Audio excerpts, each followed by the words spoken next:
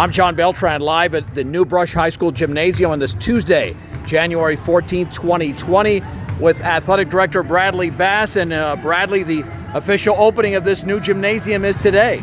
Yeah, we're pretty excited to get this going. It's been a long time coming, ready to show this place off. Okay, let's take a look at what we've got going on here. As Brush is playing University today in 3 different games. The varsity game will be at 7 o'clock.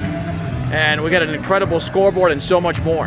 Yeah, so that scoreboard up there is kind of crown jewel. It's got an LED board on each side facing out, and every second of content that we put up on that board is going to be created and produced by BHS students. So okay, and all right, the logo obviously in the middle of the floor. How are we separated by sections? Obviously, we had a student section here. Yep. Looks like there's room for the band as well. Yeah, so we've got elevated student section here on the west end, and the band will be in this section as well.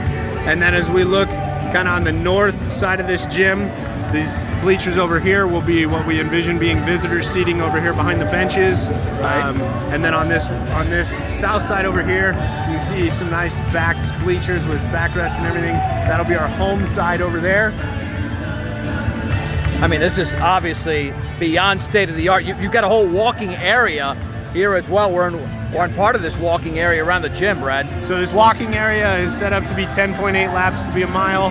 Something will open to the community eventually so they can use it. But yeah, really cool space there. We do have a couple of really cool features in. We have floor standing baskets, which I know not a lot of high schools in the state get to have. And then our volleyball net actually comes down from the rafters. Okay. So we have no holes in our gym floor. Everything is either floor standing or rafter hung. Now, from what I understand, this gym floor is a little bit longer than the standard one that you used to have. It's more the college dimension. Yes, so it is actually college. It's college length, so it's got the extra 10 feet to it. So it is a longer floor. Something I know both Coach Wilson on the girls' side and Coach Becker on the boys' side are really looking forward to. They like to open it up and run a lot, so I think it'll suit their style as well. Beautiful. All right, and I know we have our press area here. There's a little press table up on top, or media area over there to the north side, I'm guessing.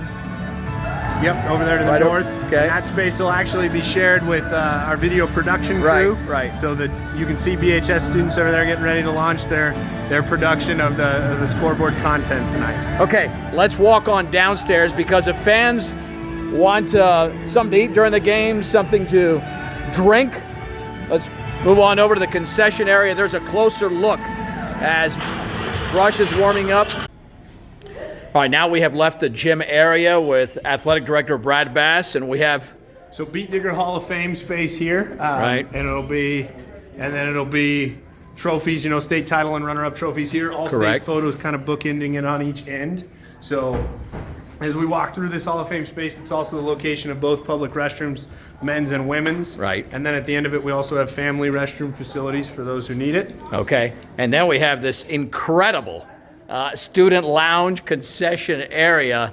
I mean, it doesn't get much better than this. And first of all, I guess it starts over here. Yeah, it does. It's virtually the same thing, isn't it? It just you got seating, obviously, to almost like booth type of padding to the back. Yep, booth seating over here, and then as we get out, just normal table seating in the cafeteria commons area, and then concession stand over on the edge of those commons over there. Yep, there's your concession, and if you want to know what things cost, there's the board right there, the concession board. Yep, and then as they come in that entrance there, that big grand staircase will be the main public entrance into the gym. They'll go up into the gym. All right.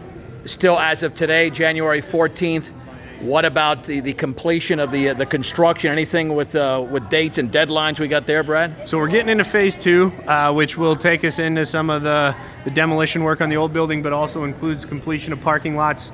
I know they're getting hard packed stuff put in there very soon, and then once those asphalt plants fire back up for the spring, we'll be right in line to get our pavement done, and we'll be done out on the east side with parking. All right, the opening of the new Brush High School Gymnasium. By the way, does it have a name, or is it just the Brush High School Gym? It does. We're going with the Beet Cellar. So we've got quite a bit of signage and logos and everything that are going up next week, but it'll be the Beet Cellar. All right, a historic day here in Brush for the opening of the gym. The boys will play for the first time coming up on Friday, this Friday, January 17th, against Sterling, and again, 3 games there in the new gym. And we'll have the varsity game at 7 o'clock on 1010 KSIR, as well as KSIR.com for the opening of the new Brush High School Gymnasium, the Beet Cellar.